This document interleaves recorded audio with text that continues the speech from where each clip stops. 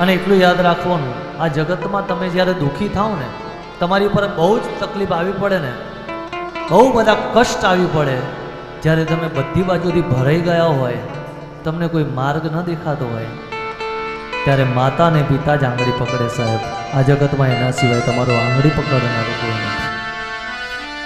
એટલું યાદ રાખવાનું, એના સિવાય કોઈને તકલીફ ના થાય, કોઈને ના થાય, ક્યારેય ના થાય. પિતા અને માતાને જે તકલીફ થાય, તમારી જે તકલીફ એ સહન કરે અથવા એ જે એનો અનુભવ કરે ને, એવો અનુભવ તમને બીજો કોઈ નથી. ભીને સુઈ પોતે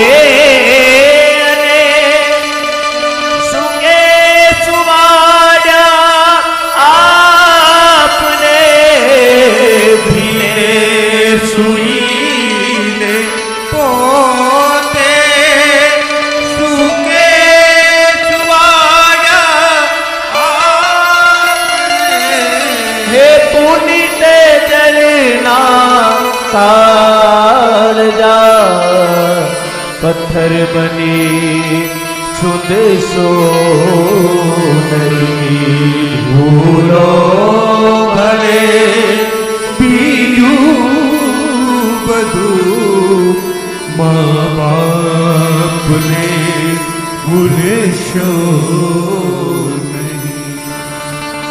તો બાપ, પિતૃદેવો આપણું શાસ્ત્ર પિતાને ભગવાન સમજે છે, અને ભગવાનનું અપમાન ન થાય. મંદિરમાં બેઠેલી મૂર્તિને તમે ભગવાન માનો છો, તો તમે ક્યારેય રામને અપમાનજનક શબ્દો કહ્યા? તમે દ્વારકાધીશના મંદિરમાં જાઓ અને દ્વારકાધીશ સામે બેઠો છે, તમે એ દ્વારકાધીશને એવું કીધું કે તને ખબર નથી પડતી, તારામાં બુદ્ધિ નથી, તમે અમારા માટે કર્યું છે શું? આવા શબ્દો ક્યારેય દ્વારકાધીશને તમે કીધા છે? માં ભગવતી ઉમાના દરબારમાં જાઓ અને માં ઉમા બિરાજમાન છે, તો માં જગદંબાને તમે ઠપકો આપ્યો કે હે માં, તું તો અભણ છે, તને ખબર ના પડે આ દુનિયાની. આ તો નવો યુગ છે, તું તો કેટલા વર્ષો જૂનું, તારી વિચારધારા બહુ વર્ષો જૂની છે, તને આમાં ખબર ના પડે, તું ના બોલીશ. આવા શબ્દો ક્યારે માં ઉમાને તમે કીધા છે? નથી કહેતા ને. કેમ? જો એ મૂર્તિમાં ભગવાન વિરાજમાન છે, તમે મૂર્તિને ભગવાન માનતા હોય, તો આ તો સાક્ષાત મૂર્તિ છે સામે. કદાચ તમે દ્વારકાધીશના મંદિરમાં જઈ અને મૂર્તિને બે શબ્દો કહેશો ને, એને ખોટું નહીં લાગે. તમે સોમનાથના મંદિરમાં જાઓ અને મહાદેવને બે શબ્દો કહી દો કે હે ભોળિયાનાથ, તને ખબર નથી પડતી, તું બુદ્ધિ વગરનો છે, તને આજના સમયની ખબર ના પડે, તું તો કૈલાસ ઉપર બિરાજમાન છે, તું તો વૈરાગી છે, આવા કેટલાય શબ્દો કોને, તો મહાદેવને ફેર નહીં પડે, એને તમારા શબ્દોની કોઈ અસર નહીં થાય.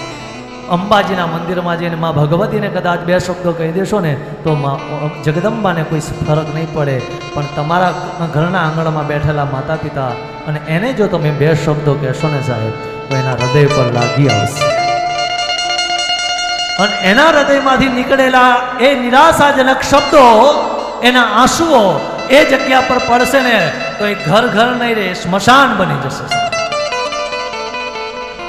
માતા પિતાના આંખમાંથી પડેલા બે આંસુ એ તમારા શબ્દોના કારણે જો પડ્યા હશે ને, તો એ આંસુ પડતાની સાથે એ ઘરમાં કોઈ ઉજાસ નહીં રહે, એ સ્મશાન બની જશે સાહેબ. એટલું યાદ રાખવું, તમારે જો ઘરને ઘર રાખવું હોય, ઘરને મંદિર બનાવવું હોય, તો મંદિરમાં બેઠેલી મૂર્તિઓની પૂજા કરો, એનો આદર કરો. અરે એને હાર પહેરાવવાની જરૂર નથી, એની સાથે બેસીને ભોજન લો ને, તો એનું સન્માન છે. એની સાથે બેસીને બે ઘડી વાતો કરો, તો એનું સન્માન છે. એની સાથે બેસીને બે ઘડી આનંદ કરો ને, તો એનું સન્માન છે સાહેબ. એને કોઈ તમારા પૈસાની કોઈ કદર, કોઈ ઈચ્છા નથી. તમે કરોડો ભલે કમાતા હોય, રાખો તમારી પાસે, એ તમારી પાસે પૈસાની અપેક્ષા નથી રાખતા, એ તમારી પાસે પ્રેમની અપેક્ષા રાખે છે. લાખો કમાતા હો ભલે, મા બાપ જેના ના થયા, લાખો લોકમાં કહો ભલે મા બાપ જેના ના થયા હે લાખ નહીં પણ રાખ છે હે માનવો ભૂલશો નહીં ભૂલો ભલે બીજું બધું મા બાપને ભૂલશો નહીં. સંપત્તિનું મૂલ્ય એને પૂછો જેના ઘરમાં ખાવા નથી. જેની પાસે સંપત્તિ નથી ને એનું મૂલ્ય એને પૂછો કે સંપત્તિ જોઈએ એ હા પાડશે. પાણીનું મૂલ્ય તરસ્યાને પૂછો.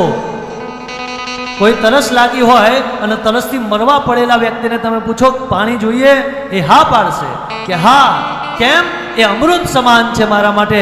ભોજનનું મૂલ્ય એને પૂછો કે જેને મહિનાઓ સુધી ભોજન નથી કર્યું અને એને તમે એક ટંક ભોજનનું આમ થાળી આપીને કહો કે ભોજન કરવું છે, એ બેસી જશે. એને ભોજનનું મૂલ્ય સમજાય છે. એમ માતા પિતાનું મૂલ્ય અનાથ વ્યક્તિઓને પૂછજો સાહેબ કે માતા પિતા કોણ છે.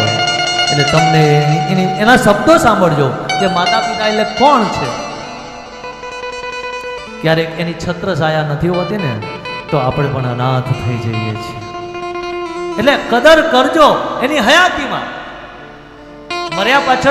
મર્યા પછી એના ફોટાને હાર પહેરાવશો ને એનું કોઈ મૂલ્ય નથી. માતા પિતાની કદર તો એના જીવતા જીવ કરવી જોઈએ. એટલે પિતૃદેવો ભવ અને ત્રીજા આશીર્વાદ આપણા ઉપનિષદો, આપણું શાસ્ત્ર એવું કહે છે કે આચાર્ય દેવો ભવ. જીવનમાં એક ગુરુ રાખવા સાહેબ, એક ગુરુની જરૂર હોય છે. જો તમારા જીવનમાં ગુરુ નથી તો તમે ભટકેલા મનુષ્ય છો. તમને માર્ગ બતાવનાર કોઈ નહીં મળે, ક્યારેય નહીં મળે. ગુરુ તો જોઈએ. અર્જુનજી પરમ જ્ઞાની હતા છતાં પણ એને ગુરુ બનાવ્યા હતા દ્રોણાચાર્યજીને. કૃષ્ણ તો સ્વયં બ્રહ્મ છે છતાં પણ એને ગુરુ બનાવ્યા હતા સાંદીપની ઋષિને.